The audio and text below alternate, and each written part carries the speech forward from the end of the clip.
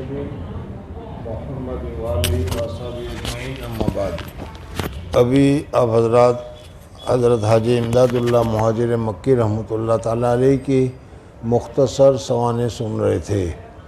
آج کے درس میں حضرت کی تصنیفات ہے، اس کو بھی تمہارے سامنے ذکر کیا۔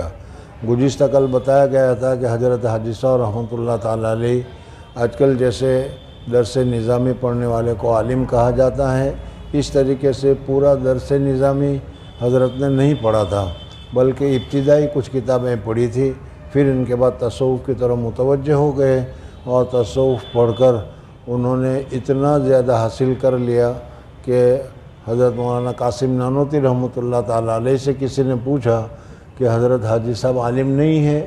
کہا کہ نہیں، وہ تو عالم گر ہے، یعنی عالم کو بنانے والے، ہم لوگوں کو جو عالم بنایا گویا کہ انہی کی وجہ سے بنے ہیں۔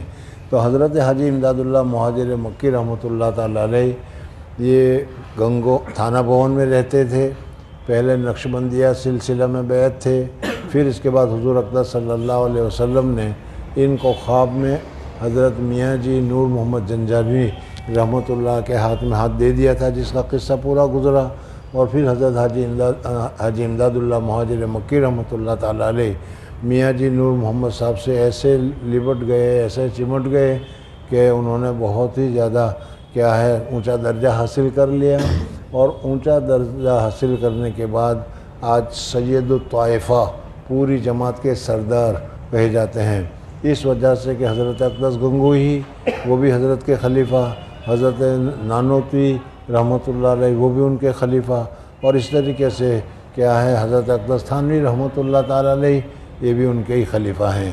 بہرحال حضرت حاجی امداد اللہ مہاجر مکی رحمۃ اللہ تعالیٰ علیہ نے پہلے تو ہر سلسلہ 4 سلسلے تھے، الگ الگ تھا، نقشبندی سلسلہ چشتیہ، قادریہ، نقشبندیہ اور سہروردیہ، لیکن حضرت اقدس حاجی صاحب رحمۃ اللہ تعالیٰ علیہ نے ان چاروں کو اس طریقے سے جوڑ کر ایک سلسلہ بنا دیا کہ اب حضرت حاجی صاحب رحمۃ اللہ علیہ کے سلسلے میں جو بیعت کرتا ہے وہ سلاسل اربعہ میں بیعت کر لیتا ہے۔ سمجھ میں آ گیا ہے؟ یعنی ایک ہی وقت میں وہ چشتی بھی ہے، قادری بھی ہے، اور سہروردی بھی ہے، اور نقشبندی بھی ہے۔ سمجھ میں آ گیا؟ اب اس کو سمجھانے کے لیے میں بتاؤں تمہیں کہ پتہ نہیں کس طرح سے سمجھ میں آئے گا کہ چاروں سلسلوں میں ہر ایک سلسلے کی کوئی نہ کوئی خاص نہ خاص خصوصیت ہے، سمجھ میں آئے نہیں؟ جیسے سلسلے چشتیہ، ان کے متعلق بتایا گیا کہ اس سلسلے کی اصل خصوصیت عشق ہے اللہ تبارک و تعالیٰ کے ساتھ، حضور اقدس صلی اللہ علیہ وسلم کے ساتھ، سمجھ میں آ گیا۔ اور سلسلہ نقشبندیہ جو ہے اس میں اتباع سنت ہے، سنت کی پیروی وغیرہ کی جاتی ہے۔ آسان طریقے پر سمجھانے کے لیے یہ کہہ سکتا ہوں میں کہ دیکھو، دنیا میں بہت سارے مدارس ہیں، دارالعلوم دیوبند بھی ہے، لکھنؤ بھی ہے، مظاہر علوم بھی ہے، اور ہمارا یہ جامعہ وغیرہ بھی ہے، بہت سارے مدارس ہیں۔ اب جس مدرسے میں جو پڑھے گا تو اس مدرسے میں جو نصاب ہوگا، جو طریقہ ہوگا، اسی طریقے سے وہ پڑھے گا اور اسی طریقے سے عالم ہوگا، لیکن ہر مدرسے کا ایک مخصوص مزاج بھی ہوتا ہے۔ جیسے حضرت دارالعلوم دیوبند والے ہیں، تو دیوبند میں حضرت حاجی امداد اللہ حضرت مولانا قاسم نانوتوی رحمۃ اللہ تعالیٰ علیہ اور ان کے علاوہ شیخ الہند رحمۃ اللہ تعالیٰ علیہ وغیرہ کی وجہ سے وہاں جو آدمی پڑھتا ہے وہ تقریر کرنے والا اور بہت ہی اچھی طریقے سے مقرر بھی ہوتا ہے، اور پھر اس صورت میں قرآن اور حدیث کا جاننے والا بھی ہوتا ہے۔ جیسے حضرت مولانا قاسم نانوتوی رحمۃ اللہ علیہ تھے کہ ان کی تقریر کو سن کر دیانند سرسوتی نامی ہندوستان کا ایک بہت بڑا آدمی تھا، اس نے کہا تھا کہ اس کی زبان پر تو سرسوتی بولتی ہے، سرسوتی علم کی دیوی ہے، یہ لوگ مانتے ہیں، یعنی ان کے زبان پر دل ہے۔ تو اس طریقے سے حضرت اقدس نانوتوی رحمۃ اللہ تعالیٰ علیہ کے مدرسے میں جو پڑھنے والے ہوں گے ان میں یہ بات ہوگی۔ اسی طریقے سے مدرسہ مظاہر علوم ہے کہ وہاں کے جو لوگ ہیں، وہاں کے پڑھنے والے ہیں، مولانا محمد مظہر نانوتوی رحمۃ اللہ تعالیٰ علیہ، حضرت مولانا خلیل احمد صاحب سہانپوری رحمۃ اللہ علیہ، حضرت حضرت شیخ الحدیث حضرت مولانا زکریا صاحب نور اللہ مرقدہ وغیرہ، یہ حضرات نے حدیثوں میں بڑی مہارت حاصل کی۔ اس وجہ سے وہاں کا جو طالب علم ہوگا وہ اور بھی ہوگا، تفسیر بھی جانتا ہوگا، فقہ بھی جانتا ہوگا، لیکن حدیث میں ان کو ایک خصوصی تعلق ہوگا، سمجھ میں آیا نہیں؟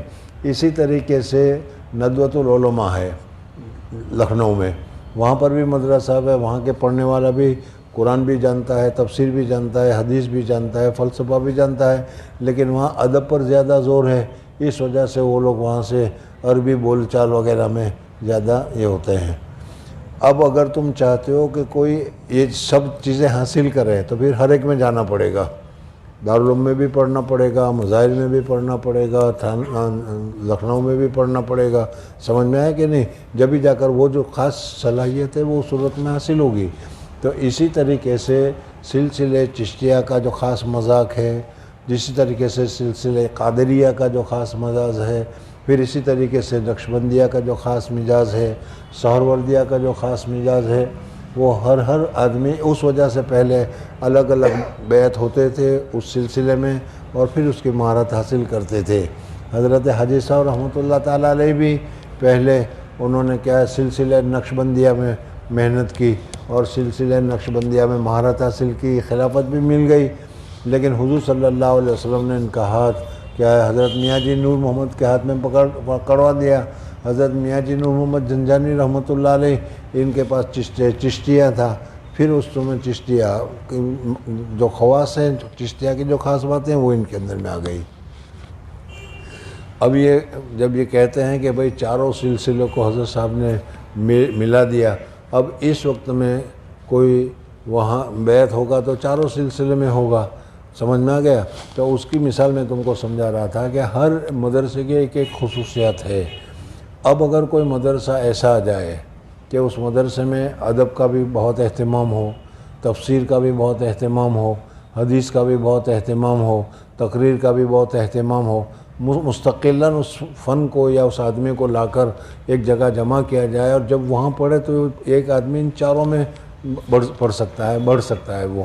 تو اسی طریقے سے حضرت حاجی صاحب رحمۃ اللہ تعالیٰ علیہ نے چاروں سلسلے کی جو خصوصیت تھی، اس خصوصیت کو انہوں نے خود حاصل کیا، اور خود حاصل کرنے کے بعد اب جو انہوں نے طریقہ اختیار کیا، اس طریقہ میں چاروں کو رعایت کی گئی ہے اور چاروں سلسلوں کی ہوتی ہے۔ تو اس طریقے سے حضرت حاجی امداد اللہ مہاجر مکی رحمۃ اللہ تعالیٰ علیہ، انہوں نے بڑی زحمت کی، بڑی محنت کی، اور بڑے عجیب ان کے کارنامے ہیں، ان کے واقعات ہیں۔ یہ بھی تو مختصر تھوڑا سا تمہارے سامنے بیان کیا گیا، باقی ان کے علاوہ بھی حضرت کی جو محنتیں ہیں، حضرت کا جو مجاہدہ ہے وہ بہت ہی زیادہ تھا۔ عشاء کے بعد جس مسجد میں بعد میں حضرت اقدس تھانوی رحمۃ اللہ تعالیٰ علیہ قیام فرماتے تھے، اور آج کل جس کو خانقاہ سے تعبیر کیا جاتا ہے، تھانہ بھون اگر گئے ہو تو دیکھا ہوگا تم نے، سمجھ میں آئے نہیں؟ تو اس میں تھانہ بھون میں وہاں ایک تو مستقل کمرہ ہے حضرت حاجی صاحب کا، ایک مستقل کمرہ ہے پیر زامین کا، اور ایک مستقل کمرہ ہے حضرت اقدس تھانوی کا، جو خاص طور پر ان کی عبادت گاہ ہوا کرتی تھی۔ ویسے پوری مسجد ہے، اور مسجد میں اور بھی بہت سارے کمرے ہیں۔ حضرت تھانوی کے رہنے کے بعد وہاں پھر وہ کیا لوگوں کی جو آمد ہوئی حضرت تھانوی رحمۃ اللہ تعالیٰ علیہ کی بیعت کے لیے، حضرت تھانوی رحمۃ اللہ تعالیٰ علیہ نے جو پھر یہ اصلاح کا مسئلہ شروع کیا، اور لوگ آنے لگے تو مستقلاً حکومت کو ریل گاڑی کا اسٹیشن بنانا پڑا گا۔ اسی خانقاہ کے سامنے تھوڑے سے آگے ریل گاڑی جا رہی ہے، تو ریل گاڑی کا اسٹیشن بھی ہے وہاں پر تھانہ بھون۔ اتنے کثرت کے ساتھ حضرت تھانوی رحمۃ اللہ علیہ کے پاس لوگ آیا کرتے تھے۔ بہرحال بات کر رہا تھا میں ابھی حضرت حاجی صاحب حاجی امداد اللہ مہاجر مکی رحمۃ اللہ تعالیٰ علیہ کی، اور یہ حضرت حاجی صاحب کے جو تصنیفات ہیں، ابھی تمہارے سامنے جو نام لیے گئے، کچھ تصنیفات تو آج بھی ملتی ہے، سمجھ میں آئے نہیں؟ اور بہت ساری تصنیفات تو صرف نام رہ گئے، لیکن کیا ہے حضرت تھانوی رحمۃ اللہ تعالیٰ علیہ نے حضرت حاجی صاحب رحمۃ اللہ تعالیٰ علیہ کے خلیفہ تھے، حضرت مولانا قاسم نانوتوی حضرت حاجی صاحب کے خلیفہ تھے، حضرت مولانا گنگوہی جن کے علم کی چاروں عالم میں کیا ہے ایک آواز ہے، لوگ جانتے ہیں، یہ سب حضرت حاجی صاحب رحمۃ اللہ علیہ کو مانتے تھے۔ بہرحال اللہ تبارک و تعالیٰ کا شکر ہے کہ اللہ تبارک و تعالیٰ نے یہ سلسلہ اور یہ ہمیں عطا فرمایا ہوا ہے۔ حضرت حاجی صاحب کے سلسلے کے جہاں اور بہت سارے برکات ہیں، اس میں ایک جگہ یہ بھی لکھا ہوا ہے کہ اللہ جل جلالہ و من والہ نے حضرت حاجی صاحب رحمۃ اللہ تعالیٰ علیہ کو یہ فرمایا کہ جو تیرے ہاتھ پر بیعت ہوگا یا جو تیرے سلسلے میں بیعت ہوگا، میں کیا ہے اس کو ایمان کی سلامتی کے ساتھ دنیا سے نہیں دیکھوں گا۔ تو یہ بہت بڑی نعمت ہے، بہت بڑی چیز ہے۔ خیر بہرحال پھر ان کے علاوہ ان کے جو خلفاء ہوئے وہ بھی بڑے شاندار، حضرت اقدس گنگوئی رحمۃ اللہ تعالیٰ علیہ، مولانا رشید احمد صاحب گنگوئی رحمۃ اللہ تعالیٰ علیہ، حضرت مولانا قاسم نانوتوی رحمۃ اللہ تعالیٰ علیہ، سمجھ میں آ گئے۔ اور ان کے علاوہ بھی اور دوسرے بہت سارے حضرت کے خلفاء تھے۔ بہرحال اب حضرت کے ہاتھ کے اوپر حضرت اقدس تھانوی رحمۃ اللہ تعالیٰ علیہ، سمجھ میں آیا، حضرت اقدس تھانوی رحمۃ اللہ علیہ ان کے متعلق پہلے بارہا میں نے بتایا بھی تھا کہ گزشتہ صدی کے گویا کہ وہ مجدد تھے۔ اللہ تبارک و تعالیٰ نے ان کو مجدد الملت، حکیم الامت، مجدد الملت ان کے نام کے ساتھ یہ لقب آتا ہے، تو مجدد طریقے ان کو بنایا تھا۔ اور انہوں نے پورے دن میں جیسا کہ ہوتا ہے کہ جو کمزوری آ گئی تھی، جو کمی آ گئی تھی، وہ ساری کمزوری اور کمیوں کو انہوں نے دور کیا اور کیا ہے صاف شفاف دین کو پیش کیا۔ خصوصاً حضرت اقدس تھانوی رحمۃ اللہ تعالیٰ علیہ نے اس تصوف کو ایسا صاف کیا کہ جیسا صاف ہونا چاہیے۔ حضور اقدس صلی اللہ علیہ وسلم کے دور میں جس طریقے سے تھا، اس کے بعد جیسے دور آتے رہے تو اس صورت میں اس میں کمی بیشی ہوتی رہی، اور بعض مرتبہ ان سادھوؤں کی وجہ سے یا ان کے وجہ سے کچھ ان کے طریقے بھی اس میں کچھ آ گئے، اور پھر بعض مرتبہ مصنوعی پیر کی وجہ سے بھی صرف ہاتھ چومنا اور نظر و نیاز، منت وغیرہ یہ سارا اسی میں لگ گیا، سمجھ میں۔ حالانکہ یہ شریعت میں تصوف کے ساتھ اس کا کوئی تعلق نہیں، لیکن اس کے باوجود زمانے کے گزرنے کے ساتھ اس میں کمزوری آ گئی تھی۔ حضرت اقدس تھانوی رحمۃ اللہ تعالیٰ علیہ نے بالکل صاف شفاف تصوف کسے کہتے ہیں، کس وجہ سے ہوتا ہے، کس وجہ سے بیعت ہونا چاہیے، اور لوگوں کا مراد، لوگوں کا مقصود کیا ہے، وہ سارا تصنیف کے ذریعے سے بھی اور تقریر کے ذریعے سے بھی حضرت اقدس تھانوی رحمۃ اللہ تعالیٰ علیہ نے کیا ہے بیان کیا۔ ابھی تمہارے سامنے حضرت اقدس تھانوی رحمۃ اللہ علیہ کون تھے، کیا تھے، کیسے تھے، ان کی تفصیلات تمہارے سامنے آئے گی۔ اللہ تبارک و تعالیٰ نے بہت ہی زبردست علم دیا تھا۔ انہوں نے پڑھی تھی تو وہی دارالعلوم دیوبند میں وہی کتابیں جو آج کل ہم لوگ پڑھتے ہیں، سمجھ میں، لیکن تقوی کی وجہ سے اللہ تبارک و تعالیٰ نے ان کے علم میں ایسی برکت عطا کی، ایسی برکت عطا کی کہ آج کیا ہے ہر جگہ پر حضرت اقدس تھانوی رحمۃ اللہ تعالیٰ علیہ اور حضرت اقدس تھانوی رحمۃ اللہ علیہ کی تصنیفات اور حضرت اقدس تھانوی رحمۃ اللہ علیہ کے وعظ کا چرچہ ہے۔ حضرت اقدس تھانوی رحمۃ اللہ تعالیٰ علیہ کے وعظ میں دعوات ابدیت نامی ایک کتاب ہے، جس میں حضرت تھانوی رحمۃ اللہ تعالیٰ علیہ نے جہاں تقریر کی تھی، مریدین نے اس تقریر، اس وقت مائک وغیرہ کا تو زمانہ نہیں تھا، مریدین نے اس تقریر کو نوٹ کر لیا تھا، سمجھ میں نے لکھ لیا تھا، اور پھر انہی تقریروں کو کیا شائع کیا ہے۔ حضرت تھانوی کی ان تقریروں میں ایسی برکت ہے کہ لوگ سن کر فوراً ان کے دلوں میں اصلاح، ان کے دلوں میں نور، ان کے دلوں میں حقیقت پیدا ہو جایا کرتی تھی۔ آج بھی حضرت اقدس تھانوی رحمۃ اللہ تعالیٰ علیہ کی جو تقریریں ہیں دعوت ابدیت ملتی ہیں، سمجھ میں آیا نہیں، اس کو اگر تم پڑھو گے تو پھر اس صورت میں اس پڑھنے کے بعد دل میں محسوس کرو گے کہ ایک قسم کا نور، ایک قسم کی جلا، ایک قسم کی صفائی اور ایک قسم کی حقیقت ہمارے سامنے آ جاتی ہے۔ بہرحال اس وجہ سے دعوت ابدیت ہے۔ پھر ان کے علاوہ حضرت تھانوی کی تو اور بھی بہت ساری کتابیں ہیں، سمجھ میں، علمی کتابیں بھی بہت ہیں، فتاویٰ میں بھی کتابیں ہیں، امداد الفتاویٰ نامی، جو حضرت اقدس تھانوی رحمۃ اللہ تعالیٰ علیہ نے جو فتوے دیے تھے، وہ فتوے کیا ہے انہوں نے جمع کیے، اور پھر اس کے بعد وہ چھایا گیا کہ تو فقہ ہو، تفسیر ہو، تفسیر میں بیان القرآن حضرت کی تصنیف ہے، اور ایسی تصنیف ہے کہ سب اشکالات کے جوابات اس میں کیا ہیں آ گئے ہیں. خود فرمایا کرتے تھے یہ الہامی ہے. سمجھ میں نا, اللہ تبارک و تعالیٰ نے الہامی طور پر دل میں ڈالا کہ یہ لکھو, وہ لکھتے چلے گئے. بہت بہترین ہے. انہی کو سامنے رکھ کر حضرت مفتی شفیع صاحب نے معارف القرآن وغیرہ لکھا ہے. بہرحال یہ حضرت اقدس تھانوی رحمۃ اللہ تعالیٰ علیہ ہے. ان کا تذکرہ ذرا لمبا بھی چلے گا, تو اسی لیے میں نے ابتداً تمہیں بتا دیا کہ کیا پڑھا جا رہا ہے, کس کے لیے متعلق ہے. اب یہ سنو کیا کہہ رہے ہیں. جی کہ دوسرے بھائی تھے حضرت تھانوی کے پیدا ہونے کے دوسرے ہی سال میں 14 مہینے کے بعد دوسرا بچہ اکبر علی پیدا ہو گیا. اس وجہ سے اب دودھ کی پریشانی ہوئی تو حضرت اقدس تھانوی رحمۃ اللہ تعالیٰ علیہ کے لیے آیا کا بندوبست کرنا پڑا. جی رحمۃ اللہ علیہ کی تربیت, اصل میں تربیت تو گھر ہی سے ہونی چاہیے. آج کل ہم لوگوں کے یہاں ہمارے جو بچے ہیں وہ گھر میں ہم تربیت نہیں کرتے ہیں, اس کو آزاد چھوڑ دیتے ہیں. وہ گالیاں سیکھے, وہ گائن سیکھے, وہ کچھ اور سیکھے, ہم اس کی طرف توجہ نہیں کرتے. ان حضرات نے جو ان کے والدین تھے ان والدین نے پہلے ہی سے بچے کو نگرانی میں رکھا کہ دیکھو ان کو مٹھائی کھانے کا شوق ہے. اسی مٹھائی کھانے کے شوق میں اس مسجد میں, جیسے ہمارے یہاں ختم کے موقع پر اس مسجد میں اس مسجد میں اس مسجد میں سب جگہ دوڑتے ہیں. کہیں آئس کریم کھانے کو ملتی ہے, کہیں کیا دودھ کولڈ ڈرنک پینے کو ملتا ہے, کہیں کوکو کو پلا, جس کی لالچ میں دوڑتے ہیں وہ.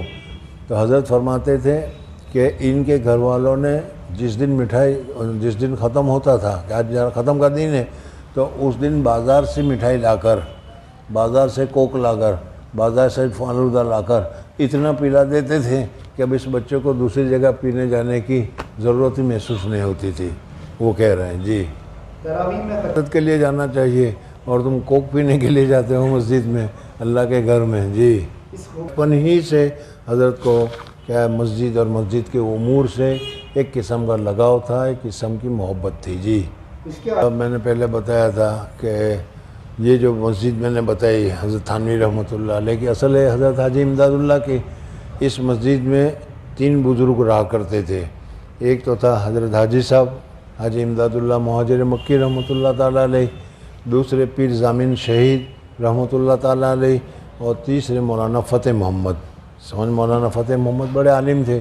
انہی فتح محمد کا تذکرہ کر رہے ہیں کہ حضرت تھانوی رحمۃ اللہ علیہ کو بچپن سے ان کے ساتھ تعلق ہو گیا تھا. پیر ضامن شہید جو تھے, سمجھ میں 1857 میں جو جہاد کیا تھا اور اس میں یہ شہید ہوئے, ان کا بھی بڑا عجیب شہادت کا واقعہ ہے. حضرت وہ کیا کہتے ہیں حضرت اقدس مولانا رشید احمد گنگوئی رحمۃ اللہ تعالیٰ علیہ, اور اسی طریقے سے مولانا قاسم نانوتوی رحمۃ اللہ تعالیٰ علیہ, ان کے بھی 1857 کے. آج درمیان میں بات آ گئی, آج 1857 کا جو بڑوا ہے یا مخالفت ہے, یہ تو گورنمنٹ نے اس کو بڑوا قرار دیا ہے, یعنی انگریز گورنمنٹ نے. حالانکہ یہ آزادی کی لڑائی تھی, سمجھ میں آیا نہیں. اور سب سے پہلے ہندوستان کو آزاد کرنے کے لیے اگر لڑے ہیں تو یہ حضرت مولانا حاجی امداد اللہ مہاجر مکی, پیر ضامن شہید, حضرت مولانا نانوتوی رحمۃ اللہ تعالیٰ علیہ وغیرہ, سمن مولانا محمد مظہر نانوتوی رحمۃ اللہ علیہ وغیرہ, یہ سارے اکابرین تھے. انہوں نے کیا شاملی میں جہاد کیا تھا. یہ دوسری بات رہی کہ جہاد میں انتظام پورا نہ ہونے کی وجہ سے ناکام ہو گئے, سمجھنا. بہرحال تو میں وہ بتانا چاہ رہا تھا کہ وہاں پیر ضامن شہید رحمۃ اللہ ہوتے تھے. جب مسجد میں کوئی نیا آدمی آتا تھا تو پیر ضامن شہید رحمۃ اللہ تعالیٰ علیہ اس کو بلایا, ارے ادھر آؤ, کیوں آیا ہے یہاں, کیوں آیا ہے, تو سمجھ میں آیا نہیں. اور بھی مسجد کے عجیب واقعات ایک کے بعد ایک یاد بھی آ گئے. ایک آدمی تھا, میں نے ابھی بتایا کہ اس میں حضرت حاجی صاحب رہتے تھے, سمجھ میں آیا نہیں. اور حضرت حاجی صاحب دوسرے وقت میں تو بہت مشغول رہتے تھے, اس لیے کہ لوگوں میں شہرت تھی, لوگ آتے تھے وغیرہ. تو بزرگوں کی ہمیشہ عادت ہوتی ہے کہ دوپہر کو کھانا کھانے کے بعد کچھ دیر کے لیے وہ آرام کرتے ہیں, جس کو قیلولہ کہتے ہیں. وہ سنت ہے, اور یہ قیلولہ کر کے رات کو جو تہجد پڑھتے ہیں اس میں وہ تقویت حاصل کرتے ہیں. سمجھ میں آیا نہیں. حضرت حاجی صاحب بھی یہی کرتے تھے. اور وہ کوئی دوسرا دیہاتی آدمی بیچارہ ہوگا میرے جیسا, سمجھ میں آیا, وہ ایک دم پہنچ گیا, اور حضرت حاجی صاحب قیلولہ کی تیاری کر رہے تھے. لیکن وہ آدمی جب پہنچ گیا, سلام کیا, ملاقات کی, تو ظاہر بات ہے کہ حضرت حاجی صاحب رحمۃ اللہ تعالیٰ علیہ کے اخلاق تو اخلاق نبوی کی مثال ہوا کرتے ہیں. اس وجہ سے بڑی محبت سے اس کے ساتھ بیٹھے, وہ بات کر رہا تھا, یہ بھی بات کرتے رہے, یہ بات کر رہا تھا, وہ بھی بات کرتے رہے. اور یہ قیلولہ کا وقت ہوتا کتنا ہے, 12:30 سے 1:30 بجے تک, یہ 1 گھنٹہ 1.5 گھنٹہ ہوتا ہے. سمجھ میں آیا کہ نہیں. تو وہ جو آیا نیا آدمی, اس کو بڑا اچھا لگا کہ آج تو بہت اچھا موقع ملا حضرت سے بات کرنے کا. سمجھ میں اطمینان سے بات کرنے کا. آج کل بہت سارے لوگ ہوتے ہیں ایسے, حضرت سے بات کرنے کے لیے چاہتے ہیں لیکن بغیر وقت کے, سمجھ میں آئے نہیں, خود وقت نہیں نکالتے. ہاں دوسرے وقت میں بیٹھ کر بات کر لو, ارے کوئی بات ہے, تمہارے جیسے اپنے کام ہوتے ہیں, تم دوسرا وقت نہیں دے سکتے. اس طریقے سے ان کے بھی کچھ اوقات ہوتے ہیں. بہرحال یہ تو درمیان میں بات آ گئی. میں یہ کہنا چاہ رہا تھا کہ وہ جو آدمی تھا اس کو تو بڑا اچھا لگا کہ دوسرے موقع پر تو ہزاروں بیٹھے ہوئے ہوتے ہیں, حضرت کی توجہ بھی نہیں ہوتی. یہاں تو 1.5 گھنٹہ حضرت بہت توجہ سے بات کر رہے ہیں. دوسرے دن بھی آ گیا, تیسرے دن بھی آ گیا. اب حضرت کا وہ اخلاق کی وجہ سے منع نہیں کر سکتے. سمجھ میں آیا نہیں. بعض بزرگ ایسے نرم ہوتے ہیں کہ وہ کسی کا دل توڑنا نہیں چاہتے. بعض ہوتے ہیں وہ ایسے وقت میں بھی حضرت تھانوی کے نکالو کم وقت کو یہاں سے. سمجھ میں آیا نہیں, ایسے بھی ہوتے ہیں. بہرحال تو 3 دن ہو گئے اور حضرت کو دوپہر کو قیلولہ نہیں کروا رہا ہے, یہ آ کر بیٹھ جاتا ہے. یہ حضرت پیر ضامن شہید رحمۃ اللہ علیہ مسجد میں تھے, وہ دیکھ رہے تھے. تیسرے دن اس کو بولا کہ ادھر آؤ, کم وقت تو یہاں اس وقت آتا ہے, تجھے معلوم ہے کہ یہ وقت ان کے لیے کتنا قیمتی ہے. سمجھ میں آرام کرنے کا وقت ہے, رات بھر یہ عبادت کرتے ہیں اور تھوڑا سا وقت ان کو سونے کو ملتا ہے. تم رات بھر بیوی کے ساتھ لحاف میں جم کے پڑے رہتے ہو اور کیا ہے یہ کرتے ہو, وہ تو خوب ڈانٹا اس کو. اور آئندہ خبر اس وقت میں کبھی آیا تو, ورنہ حضرت نے تو نہیں ڈانٹا, لیکن یہ حضرت پیر ضامن شہید یہ کیا کرتے تھے, تو کوئی آتا تھا تو اس کو پوچھتے تھے پیر ضامن کیوں آیا, کہتا کہ بیعت ہونے کے لیے آیا ہوں. تو یہ پیر ضامن بھی خلیفہ تھے حضرت میاں جی نور کے, اور حاجی صاحب بھی خلیفہ ہیں میاں جی نور محمد کے. کیٹیگری دونوں کی اونچی ہے, لیکن یہ ذرا جو تھے وہ اپنے آپ کو چھپائے ہوئے تھے اور آزاد تھے. اس وجہ سے وہ پوچھتے تھے کہ بیعت ہونے کے لیے آیا, تو وہ پیر صاحب ہیں حضرت حاجی صاحب, ان کے پاس جاؤ, وہاں جا کے بیعت ہو جاؤ. اور اگر تم مسئلہ پوچھنے کے لیے آئے ہو تو وہ مولانا فتح محمد جن کا بھی تذکرہ آیا, وہ مولانا فتح محمد وہاں پر ہے, ان سے جا کر مسئلہ پوچھو. اور اگر حقہ پینا ہے تو آ جاؤ اپنے ساتھ, ہم حقہ پیتے ہیں. سمجھ میں آئے. اس قسم کے بہت ہی مذاقی, یعنی بہت اچھے مزاج کے آدمی تھے حضرت پیر ضامن شہید رحمۃ اللہ تعالیٰ علیہ. اتنے مذاقی کہ ان کے احوال میں لکھا ہے, پتہ نہیں کہاں سے کہاں بہکتے چلے جا رہے ہیں, لیکن یاد آ رہا ہے تو بتا دوں. کوئی بزرگ آئے اور اس بزرگوں نے اس زمانے کے جو بڑے بڑے بزرگ تھے ان کے مزاروں پر وہ جاتے تھے, جا کر مراقبہ کرتے تھے اور یہ کرتے تھے وہ کرتے تھے. سمجھ میں آیا نہیں. تو وہ جو بزرگ آئے ان کو کوئی ایک دوسرا آدمی, وہ بھی انہی کی کیٹیگری کا, لے کر گھومتا تھا کہ بھئی یہ فلاں بزرگ کا مزار ہے, یہ فلاں بزرگ کا مزار ہے, یہ فلاں بزرگ کا مزار ہے, یہ فلاں بزرگ کا مزار ہے. وہاں ہر مزار پر جاتے تھے اور جا کر وہ اپنا روحانیت کے ساتھ جو کہ ہوتا ہوگا وہ کرتے تھے. ایک راستے میں پیر ضامن کا مزار آ گیا, یا پیر ضامن شہید رحمۃ اللہ تعالیٰ علیہ, ان کے مزار وہیں ہیں, تھانہ بھوانی میں ہے, ہم بھی گئے ہیں, شہید ہوئے ہیں یہ. اور ان کی شہادت کا وہ واقعہ بڑا عجیب ہے. خیر بہرحال تو پیر ضامن شہید کے مزار پر لے گئے اور اس وقت بتایا نہیں کچھ کہ یہ کون ہے کیا ہے. مثلا بتا دیں کہ یہ حضرت فلاں پیر صاحب ہیں, یہ فلاں پیر صاحب ہیں. درگاہ پر جاتے ہو تو لوگ تو جاتے ہی نہیں ہوں گے تو بتاؤ کیسے. ارے درگاہ پہ جاتے ہو تو بتایا تھا کہ نہیں فلاں پیر صاحب ہیں, ایسے ہیں ایسے ہیں ایسے ہیں ایسے ایسے ہیں. حضرت پیر ضامن کے مزار پر جب وہ لے گیا اس نے کچھ بتایا نہیں. انہوں نے اپنے جا کر کیا مراقبہ شروع کر دیا. مراقبہ سے پھر فارغ ہوئے, جو بھی پڑھنا تھا پڑھا کر فارغ ہوئے. تو وہ کہتے ہیں بھائی یہ کس کا مزار ہے؟ کہا کیوں؟ کہتے ہیں یہ کہہ رہے ہیں کہ او سلام کرنے آئے ہو تم؟ ارے سلام مردوں پر کیا جاتا ہے، زندوں پر نہیں۔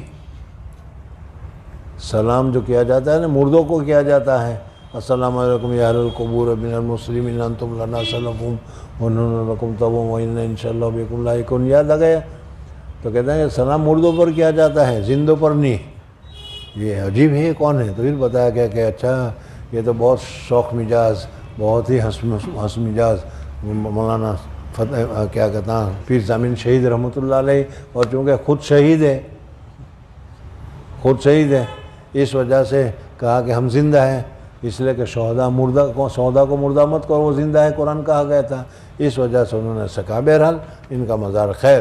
تو میں یہ کہہ رہا تھا کہ یہ اتنے خوش مزاج تھے، وہ وہیں رہتے تھے، اور پھر 1857 میں کیا ان کی شہادت ہو گئی۔ بہرحال یہ مولانا فتح محمد نام آیا، اس کے اوپر کہا کہ حضرت تھانوی رحمۃ اللہ تعالیٰ بچپن میں ہی 4-5 سال کے 15 سال کے عمر سے پہلے اس طریقے سے وہیں تھانہ بھونی کے رہنے والے، اور یہ تھانہ بھونی کا قصہ ہے، تو اس وجہ سے وہ مولانا فتح محمد کے پاس جایا کرتے تھے۔ اور مولانا فتح محمد صاحب بھی حضرت میاں جی صاحب کے خلفاء میں ہیں، اور جب ایسے لوگوں کے پاس آنا جانا ہوگا تو ظاہر بات ہے کچھ نہ کچھ اثر ہوگا، سمجھ میں۔ تو اس وجہ سے اب حضرت تھانوی رحمۃ اللہ تعالی علیہ 15 سال کی عمر سے پہلے ہی تہجد کے پابند ہو گئے، تہجد کے۔ تو ان کی پھوپھی وغیرہ جو تھی وہ ان کو منع کرتی تھی کہ ابھی نہیں، ابھی تو چھوٹا ہے، ابھی بھی نہیں، لیکن حضرت فرماتے تھے کہ مجھے تو تہجد میں مزہ آنے لگا تھا، تہجد پڑھنے میں۔ تو جو بچپن ہی سے ایسا ہو آگے جا کر کیا ہوگا؟ یہاں تو کیا ہے آسان سے آسان صورت کہ عشاء کی نماز میں 4 رکعت تہجد کے نیت سے پڑھ لو، وہ بھی نہیں پڑھتے اکابرین امت، اور پھر کہتے ہیں کہ چل ان کے میں کیا ملتا ہے وہ اشعار میں ذکر کیا گیا ہے، لکھ کر بہت دیر ہوئی۔ اللہ نے بہت لطیف مزاج تھے، سمجھ میں نہیں، ہماری طرح کوڑ مزاج نہیں۔ یہاں تو کیا ہے کسی کو کیا کہنا چاہیے، کسی کی قے یا پاخانہ دیکھ کر بھی ہمیں چڑ نہیں آتی، اور وہ صرف کوئی پیٹ کھول دیتا تھا تو اس کا پیٹ دیکھ کر ہی حضرت کو قے ہونی شروع ہو جاتی تھی، لطافت مزاج اتنی۔ تو لوگ پریشان، دوست ساتھی پریشان کرنے کے لیے ایسا ہی کیا کرتے تھے، حضرت تھانوی کے سامنے جا کر پیٹ اٹھا دیا، اس کو دیکھ کر حضرت تھانوی کو قے ہونی شروع ہو جاتی تھی، الٹی آنی شروع ہو جاتی تھی، جی برداشت نہیں ہوتی تھی، لیکن بہت تیز خوشبو جو بات ہوتی ہے وہ بھی بڑھتا، نازک مزاج بہت تھے، جی۔ سال کی عمر میں شاعری کرتے ہو گئے، اور اشعار میں مستقل نے کتاب لکھی، جی۔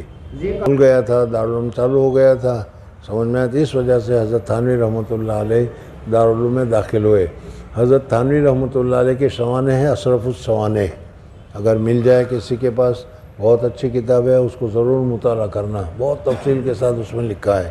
اشرف السوانح تذکرۃ الخلیل، مولانا خلیل احمد صاحب کی کتاب ہے سوانح میں، اور تذکرۃ الرشید حضرت اقدس مولانا رشید احمد صاحب گنگوئی رحمۃ اللہ علیہ کتاب ہے، اگر ملتی ہو تو خرید بھی لینا چاہیے، اپنے پاس رکھو بھی، مطالعہ کرتے رہو۔ بہرحال اشرف السوانح جو تھی اس میں بہت تفصیل کے ساتھ لکھی ہے، ان کے خاص مرید تھے مجذوب صاحب، انہوں نے لکھی ہے، بہت عجیب کتاب ہے، اس میں بڑے حالات ہے، حضرت تھانوی پر کیا کیا پریشانیاں مصیبتیں آئی، وہ ساری چیزیں اس میں ذکر کی ہے۔ بہرحال ہو گئے، اور اس وقت ان کے استاد حضرت مولانا یعقوب نانوتوی، حضرت مولانا شیخ الہند رحمۃ اللہ تعالیٰ علیہ وغیرہ، یہ ان کے استاد تھے، جی۔ ہو گئے 4-5 سال میں، اور ان کو سند، اور ان کے لیے سب سے پہلے دارالعلوم دیوبند میں جلسہ ہوا سند دینے کا، اس کے بعد ابھی ہوا، ابھی گیا، ابھی تو آپ لوگوں نے تو نہیں دیکھا ہوگا، بہرحال ابھی ہم تھے اس وقت ہوا تھا، خیر۔ تو حضرت تھانوی رحمۃ اللہ تعالیٰ علیہ اس وقت فارغ ہوئے، جی۔ نانوتی رحمۃ اللہ علیہ یہ بھی بہت ہی اونچے درجے کے بزرگ تھے، اور ذرا مجذوب بھی تھے، سمجھ میں آئے، مجذوب قسم کے آدمی تھے۔ حضرت تھانوی رحمۃ اللہ تعالیٰ علیہ نے بہت سارے ان کے ساتھ واقعات اپنی تقریروں میں اپنی کتابوں وغیرہ میں ذکر کیے ہیں۔ حضرت مولانا یعقوب نانوتوی رحمۃ اللہ تعالیٰ علیہ کا مذہب، حتیٰ کہ آپ مدرسے ذرا سا موقع مل گیا تو پہنچ گئے، پڑھنا ورنا تو ہے نہیں رشتہ داروں کے ساتھ، لیکن یہ رشتہ داروں کے یہاں بھی نہیں جاتے تھے، رشتہ دار بلاتے بھی تھے تو ابھی نہیں جاتے تھے کہ میں تو پڑھنے کے لیے آیا ہوں، میں تو پڑھوں گا، اور وقت لگاتے تھے وقت پڑھنے میں۔ جی، اور وہ اکثر حضرت سے کہ حضرت کا سکندر نامہ نامی ایک کتاب ہے، اس کتاب کو امتحان تھا، ایک شعر تھا، تو امتحان والے نے پوچھا کہ بھائی شعر کا مطلب کیا ہے؟ اب وہ صحیح مطلب تھا وہ مدرسے میں، وہ حضرت کو ذہن میں نہیں تھا، لیکن ہوشیار بہت تھے، اس وجہ سے انہوں نے اس شعر کے سامنے رکھ کر اس کا یہ مطلب ہے، تو وہ ممتحن تھا، وہ ممتحن نے کہا کہ نہیں، تو فوراً دوسرا مطلب بتلایا کہ یہ مطلب ہوگا، دوسرا بھی بتلایا وہ بھی نہیں، تیسرا مطلب بتلایا کہ یہ مطلب ہوگا، ممتحن نے کہا نہیں، چوتھا بتلایا، چوتھا بھی نہیں، یعنی جواب تو صحیح نہیں ہوا، لیکن ایک کے بعد ایک، ایک کے بعد ایک کے بعد جو جواب دیتے رہے، اس سے ممتحن سمجھ گیا کہ لڑکا ہے ہوشیار۔ یہ دوسری بات رہی کہ اس وقت اس کو یہ پتہ نہیں چل رہا، لیکن جواب عمدہ دے رہا ہے، یہ کہہ رہے ہیں وہ۔ آپ کے استاد کہ موجودہ زمانے میں اگر کوئی لڑکا ہوشیار ہو اور اس طریقے سے دماغ بھی عمدہ ہو، سبق بھی اچھا یاد ہو، جواب بھی اور بولنا بھی اچھا آتا جاتا ہو، تو وہ اپنے آپ کو سمجھتا ہے کہ مجھ سے بڑا علامہ کوئی ہے ہی نہیں۔ لیکن حضرت کا جو زمانہ تھا، اس زمانے میں اتنا سارا علم ہونے کے باوجود حضرت اپنے آپ کو یہ سمجھتے تھے کہ ہمیں تو کچھ آتا ہی نہیں، ہم تو گئے گزرے ہیں، ہمیں تو کچھ معلوم ہی نہیں، ہمارے پاس تو علم ہی نہیں۔ اتنا عالم ہونے کے باوجود اپنے آپ کو یہ سمجھنا، یہ بہت ہی اونچی بات ہے۔ آج کل تو سمجھ میں نہیں، ذرا سا ہو گیا تو انا آ جاتا ہے، یہاں انا تھا ہی نہیں۔ جی دیکھو کیا حضرت والا رحمت ہوا تھا، اور اس کے بھی بڑے واقعات ہیں۔ حضرت حاجی کیا کہتے ہیں مولانا رشید احمد گنگوئی رحمۃ اللہ تعالیٰ علیہ تقریر کرنے بیٹھے، اور تقریر کرتے انہوں نے زور سے اللہ کا آواز لگایا، وہ سارا مجمع تڑپ اٹھا اللہ کی آواز پر۔ بہرحال کھانے کی کمی ہو گئی، ایک دم آ گئے، کہا گیا تو ان حضرات نے کچھ پڑھ کر دم کیا، اللہ تعالیٰ نے کھانے میں برکت دے دی۔ یہ بھی بہت تاریخی چیزیں ہیں، یہ کتابوں میں پڑھو گے تو ملے گا تمہیں۔ جی حضرت یہاں اگر طلباء کو کہا جائے، دورے والے طلباء کو کہ بھائی تمہارے جلسہ کون سی تاریخ کو ہے؟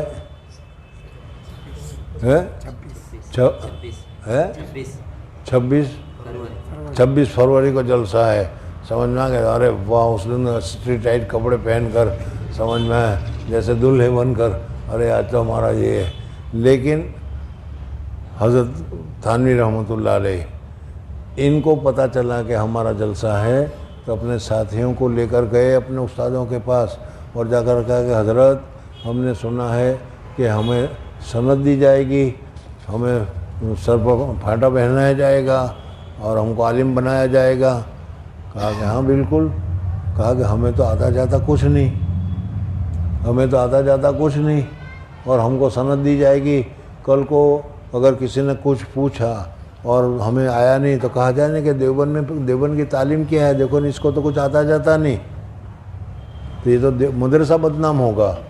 تو پھر حضرت نے فرمایا کہ نہیں، یہ بات نہیں ہے۔ جی سنو کیا ہے، اپنے ہم سب یہ کہ اپنے اساتذہ کے سامنے ہمیں کچھ نہیں آتا، ہم اساتذہ کے علم کے محتاج ہیں، یہ اپنی حالت ہو۔ لیکن جب باہر جاؤ گے جہاں تمہارے اساتذہ نہیں ہوں گے، جوہال ہوں گے، تو اس وقت تو وہاں تم اپنی علمی جو صلاحیت ہے وہ بتاؤ گے، یہ صحیح ہے، یہ ناجائز ہے، یہ ایسا ہے۔ جی باہر رحمۃ اللہ علیہ نے فرمایا تھا کہ آگے تم ہو، کوئی نہیں۔ اور پھر یہی حال ہوا حضرت تھانوی، حضرت گنگوئی وغیرہ کے علم۔ جی کہ اساتذہ کون ہیں اس کو آئندہ انشاءاللہ دیکھیں گے۔ بہرحال اس وقت ہماری مشکل یہ ہے کہ ہمارے بڑے گزرے ہیں، وہ کتنے اونچے تھے، کیسے تھے، ان کی حالات بھی ہمارے سامنے نہیں ہے، اور ہم جانتے بھی نہیں کون تھے، کیا تھے۔ حضرت تھانوی رحمۃ اللہ تعالیٰ علیہ کون تھے، کیا تھے، انہوں نے کیسے کیسے کام کیا، کہاں کہاں گئے، کیسے کیسے خدمت کی، یہ ساری چیزیں نادر بھی آئے ہیں حضرت تھانوی رحمۃ اللہ تعالیٰ علیہ۔ سمجھ میں آیا نہیں، اس زمانے میں جب بھی ہوں گے، وہ جب راندیر کا طوطی بولا کرتا تھا۔ بہرحال حضرت لابل بھی آئے تھے، اور وہ ایک کیا کہتے ہیں، 20 رکعت کی والا جو تھا اس کے ساتھ مناظرہ بھی ہوا تھا. بہرحال حضرت تھانوی رحمۃ اللہ تعالیٰ علیہ. تو یہ ہمارے اکابرین کون تھے وہ بھی آج ہمیں معلوم نہیں. سمجھ میں آیا؟ جیسے میں نے ابھی بتایا کہ آج کل یہ تمہاری گورنمنٹ مسلمانوں کو تو سب جگہ سے نکال رہی ہے. آزادی میں سب سے زیادہ قربانی دی ہے تو مسلمانوں نے دی ہے. سمجھ میں 1857 کے بعد اتنے علماء کو سولیوں پر چڑھایا گیا تھا. اتنے علماء کو سولیوں پر چڑھایا گیا کہ کچھ نہ پوچھو. لیکن یہ حکومت یہ خود آر ایس ایس والی پارٹی، سمجھ میں ان کا جو بڑا تھا گوالکر، سمجھ میں وہ خود انگریزوں کا چمچہ تھا.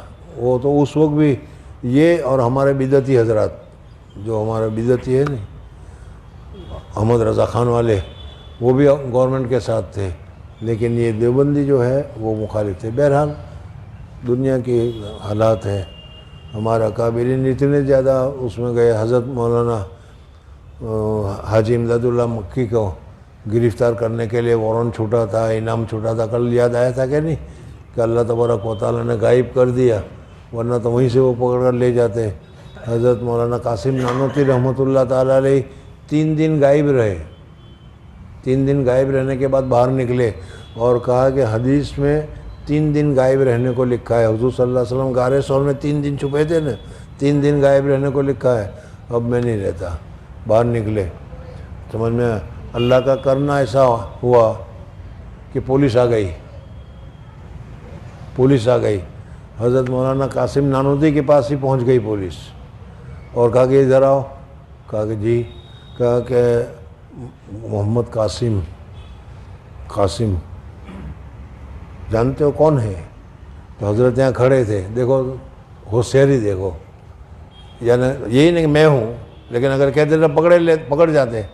سمجھ میں انہوں نے پوچھا کہ بھائی یہ مولانا قاسم کون ہے.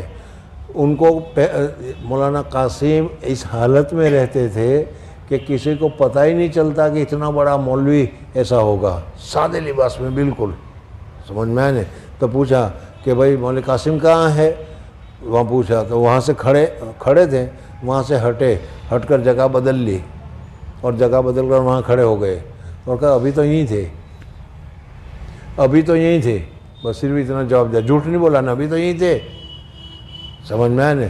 تو لیکن وہ اللہ تعالیٰ نے ان کو بھی بچا دیا، ورنہ تو اسی وقت سب کو سولی لگ جاتی تھی. بہادر شاہ ظفر کو اسی وقت گورنمنٹ نے انگریزی حکومت نے ختم کیا تھا اور پھر اس کے بعد حکومت کی پوری ہندوستان پر سلطنت ہو گئی. بہرحال مسلمانوں نے بہت قربانی دی اور آج اس قربانی کا اثر یہ ہے کہ یوں کہا جا رہا ہے کہ نکالو ان کو.